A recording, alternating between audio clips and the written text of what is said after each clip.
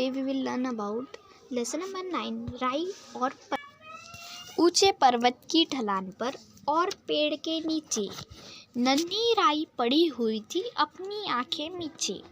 अब यहाँ पे क्या है, ऊंचे पर्वत की ढलान पर और पेड़ के नीचे नन्ही राई पड़ी हुई थी अपनी आंखें मीचे। यहाँ मीचे का मतलब है बंद करके, तो नन्ही राई अपनी आंखें बंद करके पड़ी हुई थी। उसको देख घमंडी पर्वत फूला नहीं समाया, बोला चींटी से भी कितनी छोटी तेरी काया।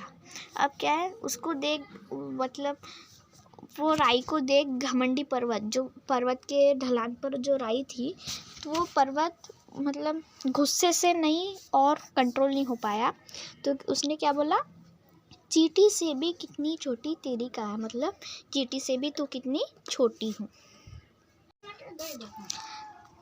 राई पड़ी रही ज्यों की त्यों अपना धीरज बांधे, करने लगी प्रतीक्षा कल की केवल चुप्पी साधे। अभी राई जो पड़ी थी वो जैसे कि वैसे पड़ी थी अपना धीरज बांध के और प्रतीक्षा कल की चुप्पी साधे के लिए। कैसा था संयोग, एक दिन संग हवा के उड़कर पहुंच गया राई का दाना उस पर्वत के ऊपर। मतलब संयोग कैसा था, एक दिन क्या हुआ, हवा से उड़कर वो राई का दाना पर्वत के ऊपर पहुंच गया। पानी की फुहार पाकर फिर अंकुर पड़ा दिखाई, नए सलोने पत्तों वाली पौध। अब हुआ कि वो जो राई का दाना था वो पर्वत के ऊपर तो हो गया, फिर कुछ दिन बाद पानी आया, तो फिर वो उसका अंकुर पड़ा दिखाई दिया। फिर वो पानी की फुहार उसके ऊपर आई, फिर वहाँ पे नए सुंदर पत्तों वाली पौध एक लहराई। पर्वत झेपा हुआ शर्म से, अब तो पानी पानी, सिर नीचा हो जाता उसका होता जो अभिमानी।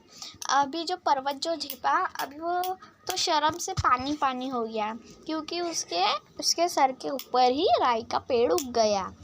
सिर नीचा हो जाता उसका होता जो अभिमानी, मतलब जो भी घमंडी होता है उसका सिर नीचे हो जाता है।